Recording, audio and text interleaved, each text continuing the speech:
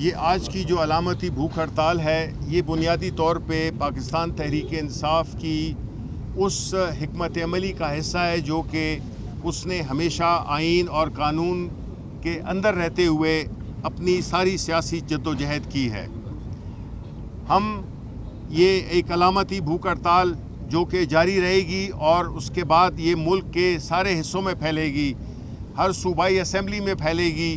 اس کا مقصد یہی ہوگا کہ ہم عوام کو اور بیرونی دنیا کو بھی یہ بتانا چاہتے ہیں کہ پاکستان میں جو فسطائیت کا جو ظلم و جبر کا دور شروع ہوا ہے 2 سال سے، اس میں ہمارے ہردل عزیز پاکستانیوں کے ہردل عزیز لیڈر عمران خان اور ان کی بیگم بشرا بی بی کو سیاسی کیسز کی بنیاد پر قید میں رکھا ہوا ہے۔ ان کی رہائی کے لیے یہ پوری پارٹی، بلکہ ان کی رہائی اور اس کے ساتھ ساتھ ملک میں جتنے بھی ہمارے سیاسی قیدی ہیں، جس میں خواتین ہیں، جس میں ہمارے ورکرز ہیں، ہماری لیڈرشپ ہے، ان کی رہائی کے لیے ہماری جدوجہد جاری رہے گی۔ اور یہ جدوجہد اس وقت تک جاری جائے گی جب تک کہ یہ بے ساکھیوں پہ کھڑی حکومت، یہ نااہل ٹولہ جس کے دفاع کے لیے DGI/SPR کو آنا پڑتا ہے، تو ایسی حکومت اس ملک کے گھمبیر مسائل، اس ملک میں جس طرح سے مہنگائی میں جھونک دیا ہے پاکستان کے عوام کو، بجلی کے بل اس کی لیٹسٹ اگزامپل ہے کہ جس طریقے سے پاکستان کے عوام کا خون چوسا جا رہا ہے، لوگوں کی زندگی اجیرن کر دی گئی ہے۔ اوپر سے اس قسم کی فسطائیت نے مزید ملک کو ایک ایسے ماحول میں کھڑا کیا ہے جس میں نہ تو ترقی ممکن ہے، نہ اس میں امن ممکن ہے، کیونکہ جو بے روزگاری بڑھے گی آپ کی امن و امان کی سچویشن خراب ہوتی جائے گی۔ اور جمعے کا جو پروٹیسٹ ہے ہماری پاکستان کے لیول پہ ہماری پارٹی نے اناؤنس کیا ہے کہ ہمارے اتحادی، ہماری تحریک انصاف کی پارٹی، ہم نے اس جمعے کو بعد از نماز کو ایک بھرپور احتجاج کی کال دی ہے۔ تو عوام سے اس میں پیسفل احتجاج ہمارا، جس طرح کہ ہم یہ کر رہے ہیں کہ جو بھوک ہڑتال ہے اس سے نہ کسی کو کوئی ضرر ہے، نہ کسی کو کوئی تکلیف پہنچ رہی ہے، یہ علامتی چیزیں ہیں۔ اور پاکستان تحریک انصاف نے ہمیشہ جو ہے تو پرامن لاکھوں کے جلسے کیے ہیں، ایک گملہ نہیں ٹوٹا۔ اور انشاءاللہ ہمارا جو احتجاج، آنے والے احتجاج بھی ہوں گے وہ پرامن ہوں گے، وہ قانون اور آئین کے دائرے میں ہوں گے، لیکن ہوں گے پورے زور و شور سے، پورے جوش و جذبے سے اور پورے ایمانداری کے ساتھ۔ اس لیے آپ سب سے شرکت کی استدعا ہے۔ اسد کیسر صاحب۔ بسم اللہ الرحمن الرحیم۔ میں 3 باتیں کروں گا۔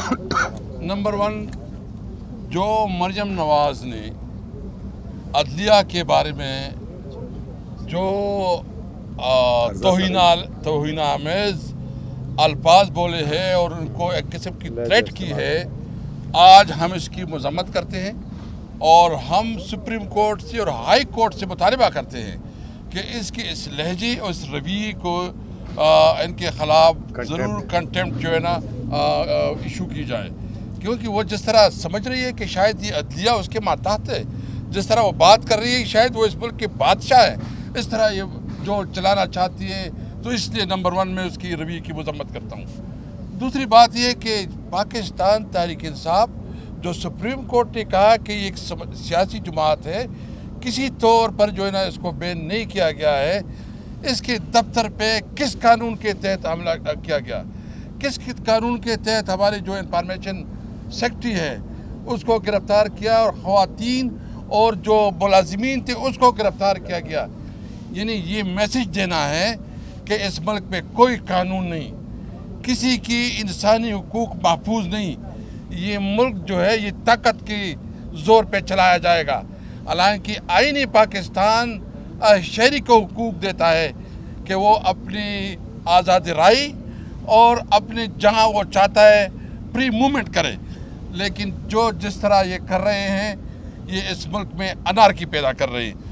تیسری بات، جو ان مہنگائی کی بات تو کی، عمر صاحب نے بھی کی اور انہوں نے بھی کی ہے، یعنی جو آئندہ بل آ رہے ہیں یہ تو کسی طور پر کسی کی برداشت سے بالکل باہر ہے کہ کوئی یہ بل پے کرے.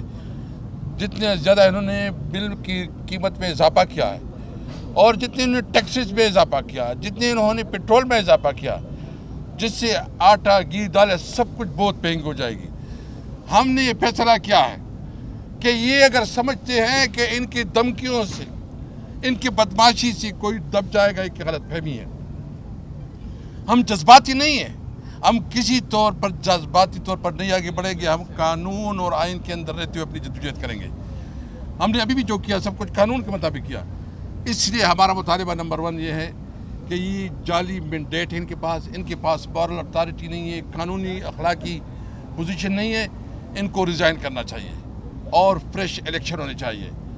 عمران خان کی رہائی اور ان کی بیوی اور ان کی جو ہمارے سیاسی جتنے قائدین گرفتار ہیں ان کی رہائی, اور جو پورے ملک میں اس وقت بدامنی کی لہر دوڑ گئی ہے, انہوں نے تو صرف ہمارے صوبے کو ٹارگٹ کیا ہوا ہے. اور ان کا خیال ہے کہ جو بنوں میں کچھ ہو رہا تھا ان کو ہمارے گلے میں ڈال کے کوئی اور جو نہ ہمارے خلاف کوئی پروپیگنڈا کا راستہ نکالنا تھا.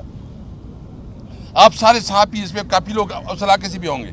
لاکھوں کا مجمع تھا, لاکھوں کے مجمع میں آپ جو پیسفل لوگ تھے وہ لوگ تو امن چاہ رہے تھے. اور کیا چاہ رہے تھے, اور آپ امن والے لوگوں کو بھی دہشت گرد ڈکلیئر کرے تو بہت افسوسناک ہے.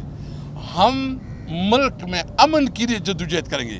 یہ ہمارے بچوں کا ملک ہے, اس ملک میں قانون اور آئین کے مطابق چلائیں گے.